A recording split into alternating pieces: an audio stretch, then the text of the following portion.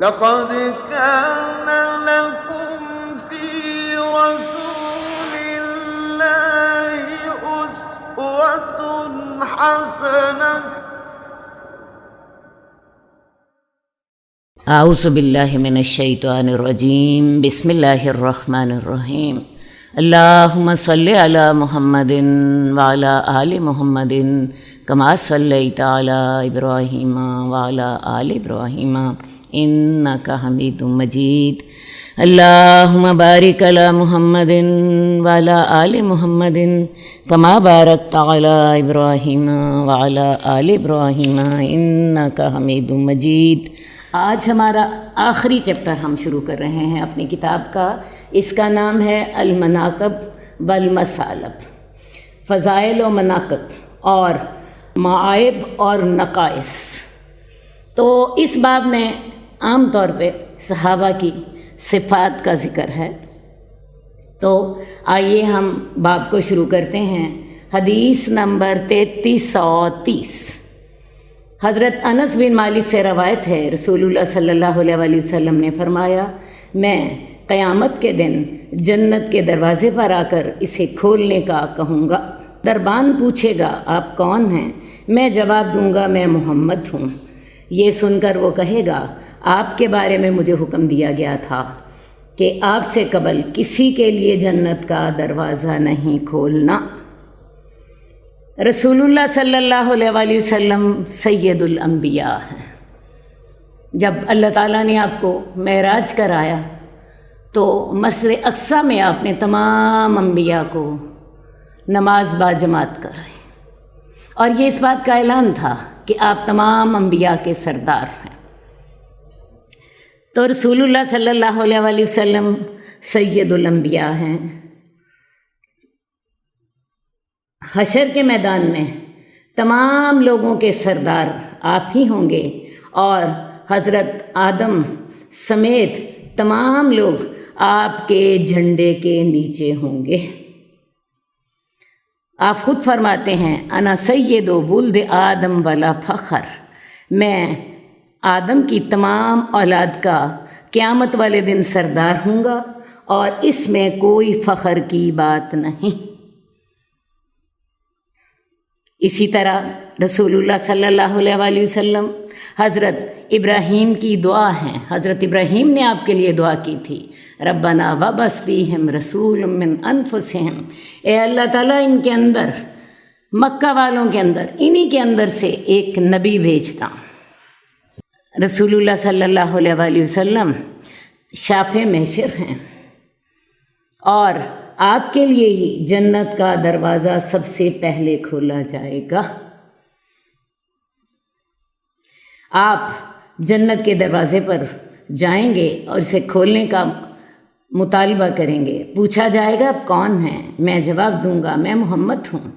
تو دربان کہے گا آپ کے بارے میں ہی مجھے حکم دیا گیا تھا کہ آپ سے قبل کسی کے لیے جنت کا دروازہ نہیں کھولا جائے گا۔ یہ تو رسول اللہ صلی اللہ علیہ وسلم کی وہ صفات ہیں جن میں آپ کے ساتھ کوئی شریک نہیں ہے، لیکن ان کے ساتھ ساتھ ایک اور توازن ہمیں قائم رکھنا ہے، اور وہ توازن کیا ہے کہ رسول اللہ صلی اللہ علیہ وآلہ وسلم کا مرتبہ اتنا ہی ہے جتنا اللہ نے بتا دیا۔ اس مرتبے میں مبالغہ بھی نہیں کرنا، بل لا تطرونی کما اتری عیسی ابن مریم، مجھے اس طرح نہ بڑھا دینا جیسے عیسیٰ ابن مریم کو بڑھا دیا گیا تھا اور انہیں اللہ کا بیٹا بنا دیا گیا۔ حضرت عزیر کو اللہ کا بیٹا بنا دیا گیا۔ بات ہے بخاری کی حدیث ہے، قولو عبداللہ و رسول، تم نے صرف یہ کہنا ہے کہ وہ اللہ کے بندے ہیں اور اس کے رسول ہیں۔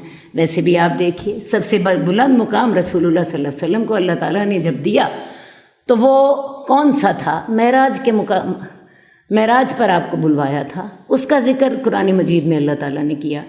سبحان الذی اسریٰ بعبدہ لیلا من المسجد الحرام الی المسجد الاقصی الذی بارکنا حولہ، پاک ہے وہ ذات جو رات کے وقت لے گئی اپنے بندے کو مسجد حرام سے مسجد اقصیٰ تک۔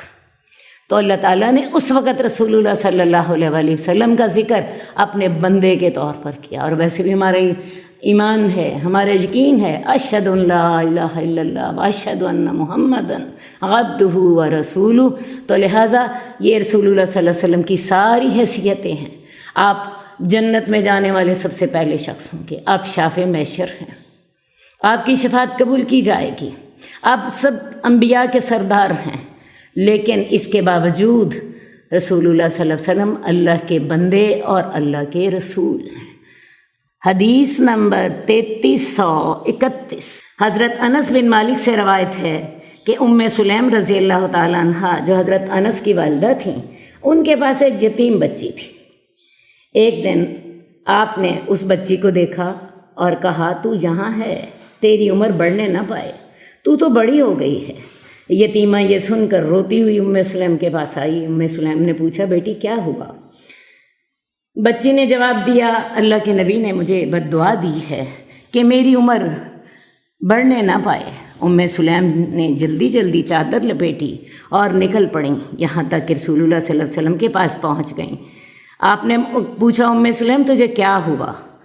انہوں نے کہا، اے اللہ کے نبی، آپ نے میری یتیمہ کو بد دعا دی ہے۔ آپ نے فرمایا، وہ کون سی؟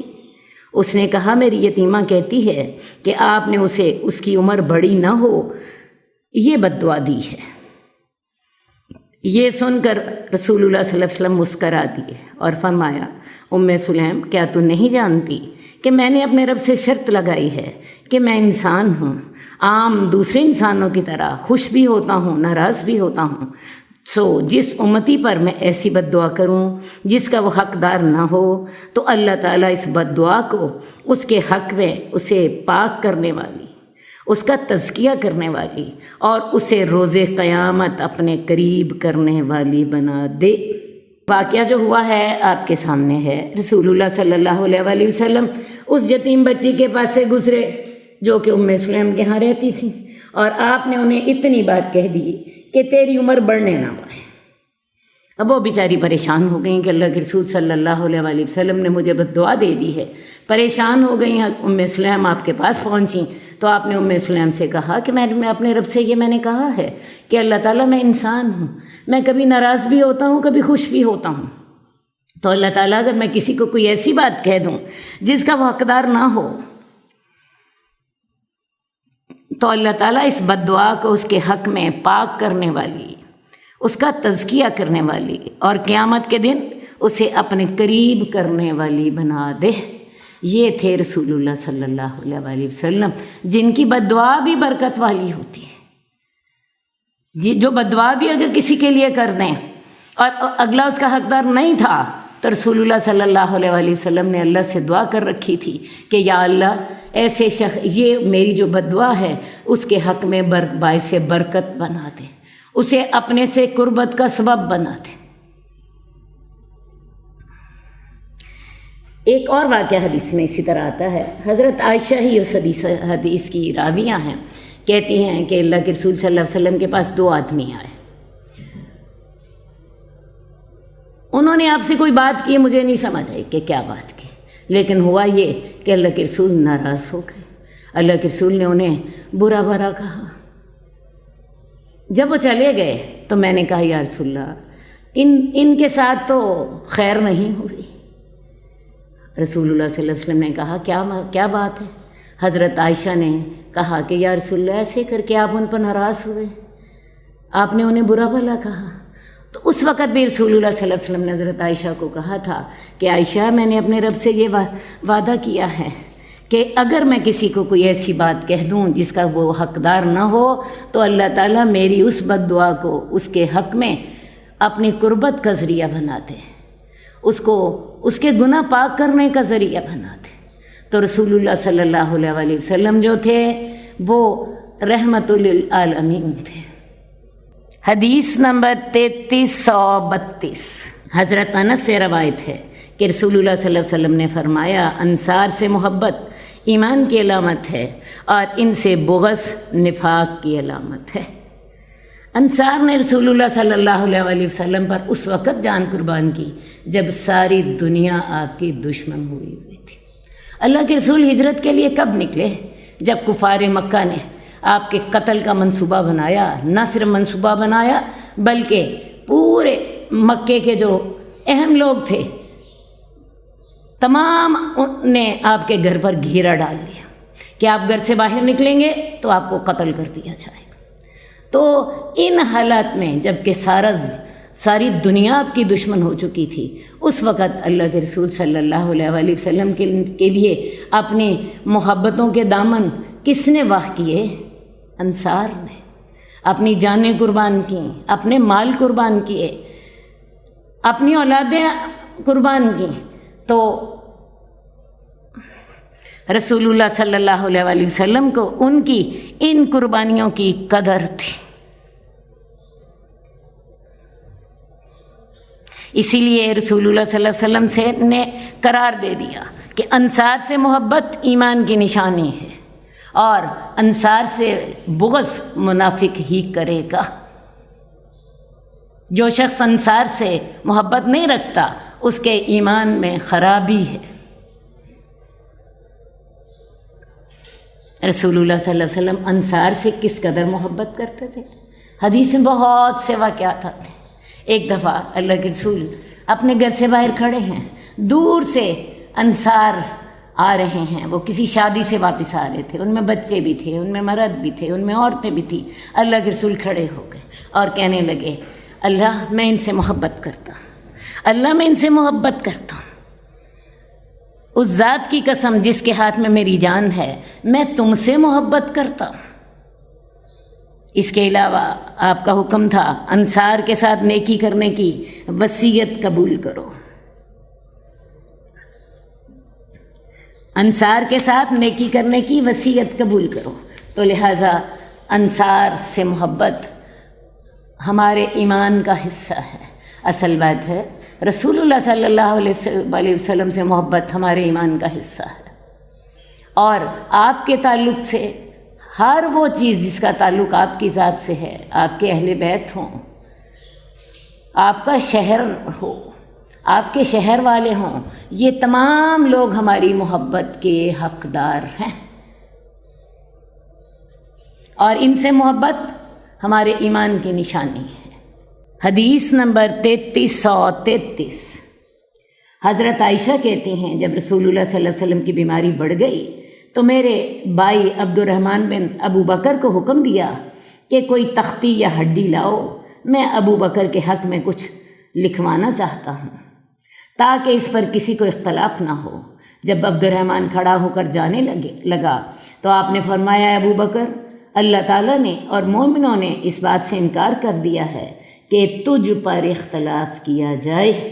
اصل بات ہے کہ رسول اللہ صلی اللہ علیہ وآلہ وسلم جب بیمار ہوئے تو آپ کو یہ ضرور فکر تھا کہ میرے بعد میرا جانشین کون ہوگا۔ آپ کی بیماری 2 ہفتے رہی۔ پہلا ہفتہ تو رسول اللہ صلی اللہ علیہ وسلم نماز باجماعت پڑھاتے رہے، آپ کو سہارا دے کر مسجد لے جایا جاتا تھا اور آپ نماز باجماعت کروا دیتے تھے، لیکن بعد میں آپ کی طبیعت زیادہ خراب ہو گئی تو آخری 17 نمازیں جو ہیں آپ نے حضرت ابو بکر رضی اللہ تعالیٰ کو حکم دیا کہ وہ رسول اللہ صلی اللہ علیہ وسلم کی جگہ پر نماز باجماعت کرائیں۔ اس موقع پر جب آپ نے حکم دیا تو حضرت عائشہ نہ چاہتی تھیں کہ حضرت ابو بکر کو آپ کی جگہ پر امام بنایا جائے، کیونکہ ان کے دل میں یہ خیال تھا کہ ایسا نہ ہو کہ حضرت ابو بکر آپ کی جگہ پہ کھڑے ہوں اور اللہ کے رسول صلی اللہ علیہ وسلم کہیں فوت ہو جائیں تو لوگ میرے والد کو منحوس کہیں۔ حضرت عائشہ نے رسول اللہ صلی اللہ علیہ وسلم سے کہا کہ یا رسول اللہ، حضرت ابو بکر جو ہیں وہ بڑے نرم دل ہیں، وہ جب آپ کی جگہ کھڑے ہوں گے اور نماز پڑھائیں گے وہ قرآن نہ پڑھا سکیں گے، وہ روئیں گے، آپ ایسا کیجئے، حضرت عمر کو حکم دیجئے۔ لیکن رسول اللہ صلی اللہ علیہ وآلہ وسلم نے اصرار کے ساتھ حضرت ابو بکر کو ہی حکم دیا کہ وہی میری جگہ پہ نماز پڑھائیں گے۔ اور پھر جب رسول اللہ صلی اللہ علیہ وسلم نے اس کے بعد پھر حضرت عبد الرحمن بن ابو بکر کو یہ حکم دیا کہ کوئی تختی یا ہڈی لاؤ، میں ابو بکر کے حق میں کچھ لکھوانا چاہتا ہوں تاکہ بعد میں کسی کو اختلاف نہ ہو۔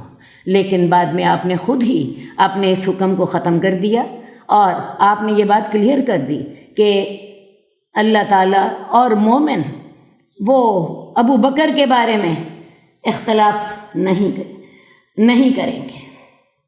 یہ بات طے کر دیا آپ نے کہ ابو بکر اللہ تعالیٰ نے اور مومنوں نے اس بات سے انکار کر دیا ہے کہ تجھ پر اختلاف کیا جائے۔ اب جب رسول اللہ صلی اللہ علیہ وسلم فوت ہو گئے تو ثقیفہ بنو ساعدہ جو کہ انصار کا پارلیمنٹ ہاؤس تھا، وہاں پہ انصار اکٹھے ہو گئے اور انصار نے اکٹھے ہو کر اپنا امیر چننا چاہا۔ حضرت ابو بکر اور حضرت عمر کو اطلاع ہو گئی کہ انصار اپنا امیر چننا چاہ رہے ہیں، اور اگر وہ اپنا امیر چن لیتے ظاہر ہے مسلمانوں کے لیے بڑی مشکل ہو جاتی۔ یہ دونوں وہاں بھاگ کر گئے اور وہاں پر جا کر انہوں نے ان کی جو بحث تھی اس میں حصہ لیا۔ حضرت ابو بکر نے انصار کی تمام خدمات کا حوالہ دیا، انہوں نے کس طرح کر کے رسول اللہ صلی اللہ علیہ وسلم پر جانیں قربان کی، کس طرح کر کے لیے ان کے لیے اپنا خون بہایا، اپنی اولادیں قربان کی، اپنا سارا کچھ رسول اللہ صلی اللہ علیہ وسلم پر قربان کر دیا۔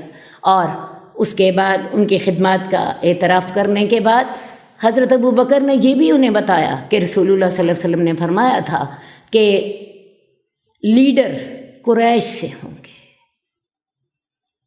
تو ایسا ہوگا تم ہمارے وزیر ہوگے اور ہم تمہارے امیر ہوں گے۔ حضرت ابو بکر نے اتنی خوبصورتی سے معاملے کو سنبھالا کہ تمام انصار جو تھے ان کی بات ماننے کو تیار ہو گئے، اور ایک بہت بڑا فتنہ جو کہ پیدا ہونے جا رہا تھا وہ فتنہ جو تھا ختم ہو گیا۔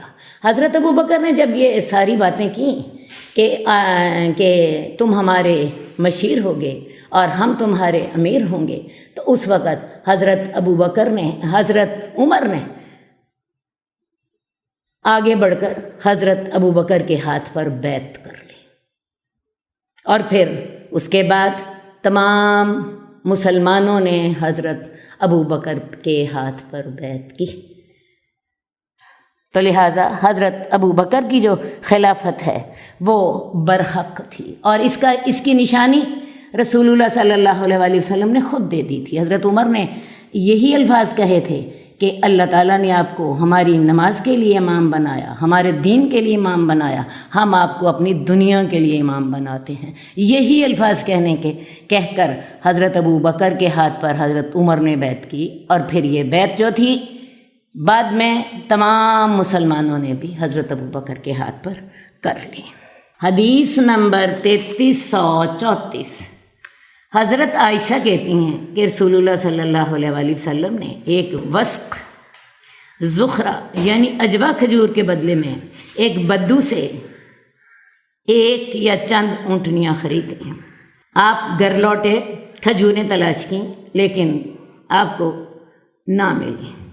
آپ اس بدو کے پاس گئے اور کہا، اللہ کے بندے، میں نے تجھ سے ایک وسق زخرہ کھجور کے بدلے میں اونٹنی خریدی، لیکن تلاش کرنے کے باوجود مجھے کھجور نہیں مل سکی۔ وہ بدو کہنے لگا، ہائے عہد شکنی۔ لوگوں نے اسے برا بھلا کہتے ہوئے کہا، اللہ تجھے ہلاک کرے، کیا اللہ کے رسول عہد شکنی کر سکتے ہیں؟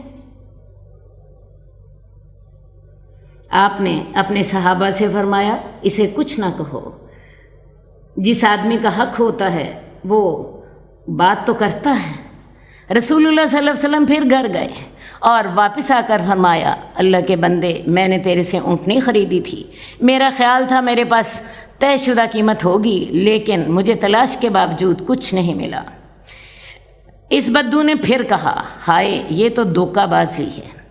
لوگوں نے اسے برا بھلا کہا اور کہا، اللہ تیرا برا کرے، کیا اللہ کے رسول دھوکہ کر سکتے ہیں؟ آپ نے فرمایا، اس کو چھوڑ دو، حقدار آدمی باتیں کرتا رہتا ہے۔ آپ نے 2-3 مرتبہ ایسے کیا، لیکن کسی کو اصل مقصد نہ سمجھ آ سکا۔ اصل مقصد کیا تھا؟ رسول اللہ صلی اللہ علیہ وسلم بتانا چاہتے تھے کہ اگر کسی شخص کا کوئی حق ہے تو اسے بولنے کی اجازت ہے۔ یہ معاملہ ہر رسول اللہ صلی اللہ علیہ وسلم کے ساتھ ہی پیش کیوں نہ آئے؟ جس شخص نے کچھ لینا ہوتا ہے اس کو بولنے کا حق ہے، اور اللہ کے رسول اپنی مثال دے کر لوگوں کو یہ بات سمجھانا چاہتے تھے۔ آخر آپ نے ایک صحابی کو حکم دیتے ہوئے فرمایا، خولہ بنت حکیم بن امیہ کے پاس جاؤ اور اسے میرا پیغام دو کہ اگر تیرے پاس ایک وسق زخرہ کھجور ہے تو وہ مجھے قرض دے دے، میں انشاءاللہ تعالیٰ تجھے واپس کر دوں گا۔ وہ صحابی گئے اور واپس آ کر کہا کہ خولہ کہتی ہیں، اللہ کے رسول میرے پاس کھجوریں موجود ہیں، آپ کسی آدمی کو لینے کے لیے بھیج دیں۔ آپ نے ایک صحابی کو حکم دیا، جاؤ اور اس کا قرضہ ادا کر دو۔ وہ صحابی گئے اور اس کا قرضہ چکا دیا۔ حضرت عائشہ کہتی ہیں وہ بدو آپ کے پاس سے گزرا جب کہ آپ اپنے صحابہ میں تشریف فرما تھے، اور اس نے کہا اللہ آپ کو جزائے خیر دے، آپ نے قرض چکا دیا ہے اور بڑے عمدہ انداز میں چکا دیا ہے۔ آپ نے فرمایا اللہ تعالیٰ کے ہاں روز قیامت بہترین بندے وہ ہوں گے جو اچھے انداز میں ادائیگی کرتے ہیں۔ رسول اللہ صلی اللہ علیہ وسلم اصل میں یہ سبق دینا چاہتے تھے، اور آپ بتانا چاہتے تھے کہ اگر کوئی شخص جو ہے ایسے موقعوں پر کچھ بولتا ہے تو اس کو اس کا حق ہے۔ اسی طرح کہ کئی واقعات حدیث میں موجود ہیں۔ ہوا کیا، ایک شخص نے رسول اللہ صلی اللہ علیہ وسلم کو قرض دیا، اور ابھی جو مدت تھی اس میں 2 یا 3 دن باقی تھے، وہ پہلے ہی مطالبہ کرنے کے لیے آ گیا، اور اس نے اس کے ساتھ ہی کچھ اونچ نیچ بھی کی۔ حضرت عمر کو بڑا سخت غصہ چڑھا۔ حضرت عمر اسے ڈانٹنے لگ پڑے کہ تم اللہ کے رسول کے خلاف ایسی باتیں کرتے ہو۔ رسول اللہ صلی اللہ علیہ وسلم نے حضرت عمر کو حکم دیا کہ تمہیں چاہیے تھا کہ تم مجھے کہتے کہ میں اس کی ادائیگی ٹھیک طرح سے کروں، اور تم اس کو کچھ نہ کہتے۔ خیر جی، رسول اللہ صلی اللہ علیہ وسلم نے حکم دیا کہ اس کی ادائیگی کر دی جائے، اور ساتھ ہی حکم دیا کہ اس کو 20 سا کھجوریں زیادہ دی جائیں، کیونکہ عمر تم نے اس کے ساتھ بدتمیزی کی تھی۔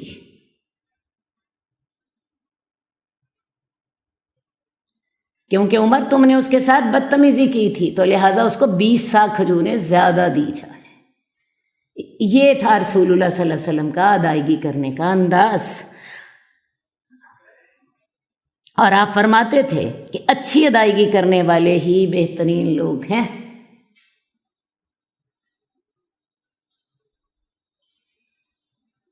ایک اور حدیث مجھے اس وقت یاد آ رہی ہے۔ رسول اللہ صلی اللہ علیہ وسلم سے ایک شخص کچھ مانگنے کے لیے آئے۔ اللہ کے رسول کے پاس کچھ بھی نہیں تھا، اور آپ کا طریقہ یہ تھا کہ آپ کبھی کسی کو نہ نہیں کرتے تھے۔ ایک اور صحابی سے آپ نے کیا کیا، ان سے کہا کہ بھئی مجھے 2 وسق کھجوریں جو ہیں ادھار دے دو۔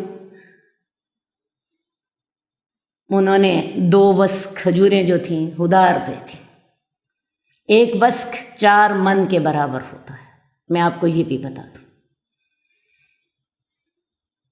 5 وسق جو ہوتے ہیں وہ 20 من کے برابر ہوتے ہیں۔ بہرحال آپ نے کیا کیا کہ ایک صحابی سے 2 وسق کھجوریں ادھار لیں، یعنی تقریباً 8 من کھجوریں تھیں یا جو تھے، انہیں بہرحال جو مانگنے کے لیے آئے تھے انہیں دے دی۔ اور کچھ دنوں کے بعد رسول اللہ صلی اللہ علیہ وسلم نے انہی صحابی کو جس سے آپ نے وہ 2 وسق کھجوریں ادھار لے کر دی تھیں، ان کو 4 وسق دیے۔ ان سے کہا 2 وسق تمہارا جو ہے ادھار ہے، اور 2 وسق میری طرف سے، کیونکہ تم نے اس وقت میری ضرورت پوری کی تھی۔ 2 وسق ان کو دے دیا، یہ تمہارا میں ادھار ادا کر رہا ہوں، اور 2 وسق مزید دیے بہترین ادائیگی کے لیے۔ واقعی ہم رسول اللہ صلی اللہ علیہ وسلم کی پیروی کرنے کی کوشش بھی کریں تو نہیں کر سکتے۔ اللہ تعالی ہمیں کوشش کرنے کی توفیق دے۔ اللہ تعالی ہمیں کوشش کرنے کی توفیق دے، سوچنے کی توفیق دے، اور اس کے بعد پھر ویسا عمل کرنے کی توفیق عطا فرما۔ تو بہترین لوگ کون ہوتے ہیں؟ جو اچھی ادائیگی کریں۔ حدیث نمبر 3335، محمد بن عمر اسلمی کہتے ہیں کہ رسول اللہ صلی اللہ علیہ وآلہ وسلم نے سیدنا عبداللہ بن حذافہ سہمی جو 6 میں سے ایک تھے کو کسریٰ کی طرف اسلام کی دعوت دینے کے لیے بھیجا اور اسے خط بھی لکھا۔ عبداللہ بن حذافہ کہتے ہیں میں نے کسریٰ کو رسول اللہ صلی اللہ علیہ وسلم کا خط تھما دیا، وہ اس کو پڑھ کر سنایا گیا، اس نے خط پکڑا اور پھاڑ کر ٹکڑے ٹکڑے کر دیا۔ اصل میں ہوا یہ کہ جب اپنے سب سے بڑے دشمن قریش کے ساتھ رسول اللہ صلی اللہ علیہ وسلم نے صلح کر لی، اور صلح حدیبیہ کی سب سے اہم شرط یہ تھی کہ اب مسلمانوں کے درمیان اور قریش کے درمیان 10 سال کے لیے لڑائی نہیں ہوگی۔ اصل بات ہے جس دن سے اللہ کے رسول نبی بنے تھے اس دن سے لے کے آج تک جب یہ صلح حدیبیہ ہوئی ہے قریش کے ساتھ مسلمانوں کی لڑائی ہی رہی۔ وہ مکے میں تھے تو تب، وہ مدینے میں تھے تب، امن دیکھا ہی نہیں مسلمانوں نے۔ اب جو ہی یہ والا معاہدہ ہو گیا تو رسول اللہ صلی اللہ علیہ وسلم نے پہلا کام یہ کیا صلح حدیبیہ کے بعد کہ آپ نے اس دور کے جتنے حکمران تھے جن کی بڑی بڑی سلطنتیں تھیں ان کو اسلام کی دعوت دینے کے لیے خطوط بھیجے۔ آپ نے 8 حکمرانوں کو خطوط بھیجے تھے، جن میں سے سب سے اہم روم اور ایران کی حکومت تھی، کیونکہ یہی اس دور کی سپر پاورز تھیں۔ تو کسریٰ کو، ایران کے بادشاہ کو خط حضرت عبداللہ بن حذافہ سہمی کے ذریعے بھیجا گیا۔ وہ کہتے ہیں میں نے کسریٰ کو رسول اللہ صلی اللہ علیہ وسلم کا خط تھمایا، وہ اس پر پڑھا گیا، اس نے خط پڑھا، اس نے خط پکڑا اور پھاڑ کر ٹکڑے ٹکڑے کر دیا۔ اسے تکلیف یہ تھی کہ میری سلطنت میں سے ایک شخص ایسا بھی ہے جو میرے نام سے پہلے اپنا نام لکھتا ہے۔ تکبر کے مارے اس کو اتنا غصہ آیا کہ اس نے آپ کا خط پکڑ کر ٹکڑے ٹکڑے کر دیا۔ رسول اللہ صلی اللہ علیہ وسلم کو اس صورتحال کا پتہ چلا تو آپ نے فرمایا اللہ اس کی بادشاہت کے ٹکڑے ٹکڑے کر دے۔ پھر کسریٰ نے یمن کے گورنر بازان کی طرف خط لکھا کہ تو کوئی 2 باہمت آدمی اس حجاز والے شخص کے پاس بھیج تاکہ وہ ہمیں اس کی حقیقت سے آگاہ کریں۔ بازان نے اپنا ایک عہدیدار اور ایک دوسرا آدمی اس خط کے ہمراہ بھیجا، یہ دونوں مدینہ آئے۔ اب جو ایرانی حکومت تھی اسی کے تحت ہی یمن کی حکومت بھی تھی۔ تو یمن کے حکومت کے گورنر کا نام بازان تھا۔ کسریٰ نے اپنے یمن کے گورنر کو حکم دیا، کیونکہ یمن اور جو تھا یہ علاقہ مدینہ اور مکہ یہ قریبی علاقے ہیں، تو اس نے یمن کے گورنر کو خط لکھا کہ کوئی 2 ہمت والے آدمی اس شخص کی طرف بھیجو تاکہ وہ ہمیں اس کی حقیقت سے آگاہ کریں۔ ویسے اس حدیث میں تو یہ الفاظ ہیں، لیکن کچھ اور روایات میں یہ بھی الفاظ ہیں کہ اس نے حکم دیا کہ 2 طاقتور آدمی بھیجو، اس آدمی کو گرفتار کر کے میرے حضور لائیں۔ اس کی یہ جرت کہ اس نے مجھے خط لکھا اور میرے نام سے پہلے اپنا نام لکھ دیا۔ بہرحال جی اب یہ یمن کا گورنر جو ہے جس کا نام بازان ہے، اس نے 2 باہمت آدمی رسول اللہ صلی اللہ علیہ وسلم کے پاس بھیجے۔ یہ دونوں مدینہ میں آئے، بازان کا خط رسول اللہ صلی اللہ علیہ وسلم کو دیا، آپ مسکرائے اور انہیں دعوت اسلام دی۔ اب یہ ہے کہ وہ دونوں آدمی جو ہیں رسول اللہ صلی اللہ علیہ وسلم کے بارے میں پوچھتے پوچھتے آپ کے پاس پہنچ گئے، اور یمن کے گورنر بازان کا خط بھی دیا رسول اللہ صلی اللہ علیہ وسلم کو۔ آپ نے انہیں اسلام کی دعوت دی، اللہ تعالیٰ نے ان کے دل میں آپ کا اتنا رعب ڈال دیا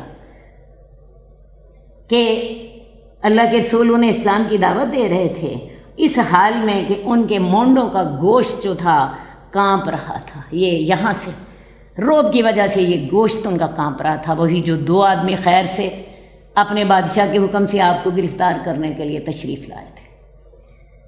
آپ نے انہیں حکم دیا تم دونوں آج چلے جاؤ، کل مجھے ملنا، میں تمہیں اپنے ارادے سے آگاہ کروں گا۔ یعنی انہوں نے اپنے گورنر بازان کا خط بھی رسول اللہ صلی اللہ علیہ وسلم کو دکھایا، رسول اللہ صلی اللہ علیہ وسلم نے جواب میں انہیں اسلام کی دعوت دی، ان کے دل پہ اللہ نے رعب ڈال دیا اور وہ آپ کے رعب سے کانپ رہے تھے، اور آپ نے انہیں کہا کہ تم کل آنا، یہ جو تم خط میرے پاس لائے ہو میں تمہیں کل اس کا جواب دوں گا۔ جب وہ دوسرے دن آئے تو آپ نے انہیں فرمایا میری بات اپنے لیڈر تک پہنچا دو کہ رات کو میرے رب نے تمہارے رب کو ہلاک کر دیا ہے۔ اصل میں بات ہے رات کو ہی اللہ تعالیٰ نے آپ کو وحی کر کے بتا دیا۔ ہوا یہ کہ ادھر سے جو تھا کسریٰ، اس کو اس کے بیٹے شیرویہ نے رات کو قتل کر دیا تھا، اور اس بات کی خبر بازان کو تو نہیں پہنچی تھی، لیکن اللہ تعالیٰ نے وحی کے ذریعے آپ کو بتا دی تھی۔ تو یہ اگلے دن جب آپ سے جواب لینے کے لیے آئے تو رسول اللہ صلی اللہ علیہ وسلم نے انہیں یہ الفاظ کہے کہ میری بات اپنے لیڈر کو پہنچا دو کہ آج رات میرے رب نے تیرے رب کسریٰ کو ہلاک کر دیا ہے۔ میں نے آپ کو بتایا کہ ہوا کیا، باپ اور بیٹے کی آپس میں لڑائی ہوئی، شیرویہ نے باپ کو رات کو قتل کر دیا، اور اس کے بعد پھر ایران کی حکومت کے واقعی پر خچے ہوئے، جیسے کہ رسول اللہ صلی اللہ علیہ وسلم نے پیشین گوئی کی تھی۔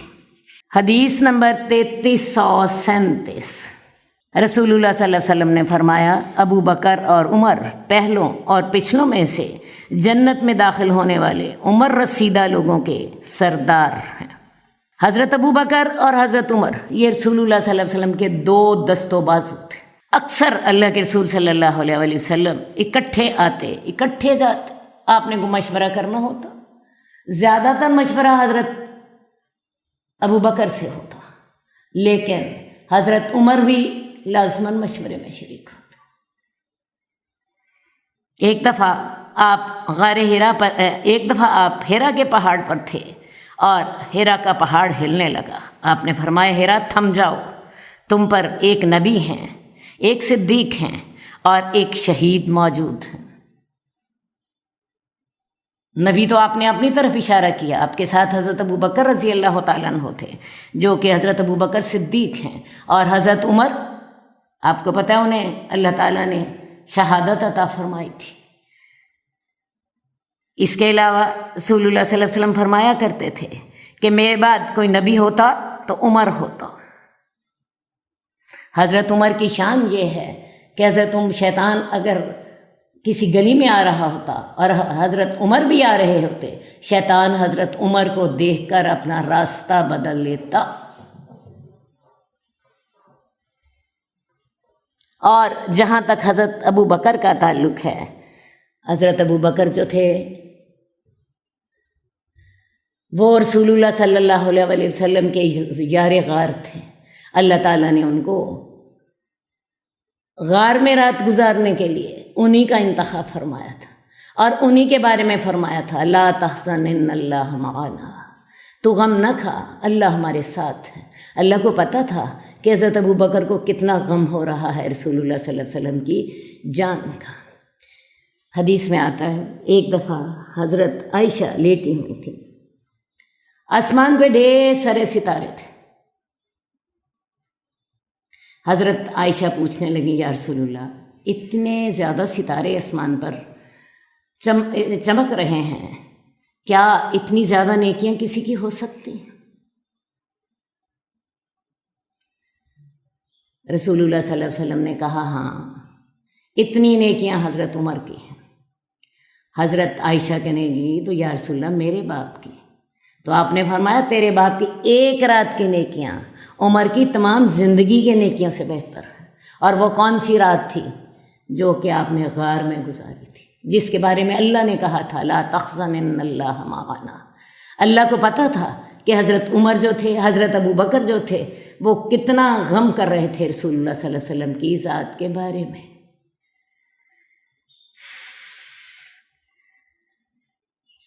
آپ فرمایا کرتے تھے میں نے سب کے احسانات کا بدلہ چکا دیا ہے سوائے ابو بکر کے۔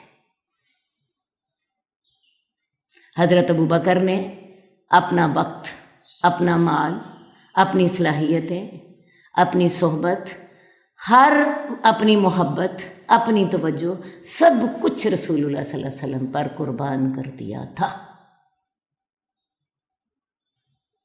اسی لیے آپ فرمایا کرتے تھے کہ باقی ساروں کی نیکیوں کا بدلہ تو میں نے دنیا میں چکا دیا سوائے ابو بکر کے۔ رسول اللہ صلی اللہ علیہ وآلہ وسلم نے فرمایا ابو بکر اور عمر پہلوں اور پچھلوں میں سے جنت میں داخل ہونے والے عمر رسیدہ لوگوں کے سردار ہیں، یعنی جو لوگ عمر رسیدگی میں فوت ہو کر جنت میں داخل ہوئے، حضرت ابو بکر اور عمر ان کے سردار ہوں گے۔ حضرت ابو بکر کی وفات ہونے کی عمر بھی 63 سال ہے اور حضرت عمر بھی 63 سال میں ہی فوت ہوئے۔ تو جو لوگ اس عمر میں فوت ہو کر جنت میں داخل ہوئے تو ان کے سردار حضرت ابو بکر اور حضرت عمر ہوں گے، ورنہ جنت میں تو سب جنتیوں کی عمریں، جوانیاں، قد برابر ہوگا، اور وہ کتنا ہوگا؟ 33 سال۔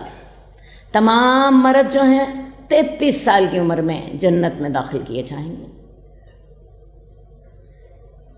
اور ان کا قد جو ہے وہ حضرت آدم کے قد کے برابر 30 میٹر لمبا ہوگا۔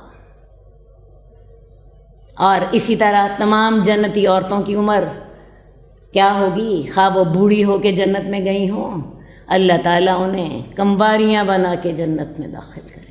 اللہم صلی علی محمد وعلی آل محمد کما صلیت علی ابراہیم وعلی آل ابراہیم انک حمید مجید۔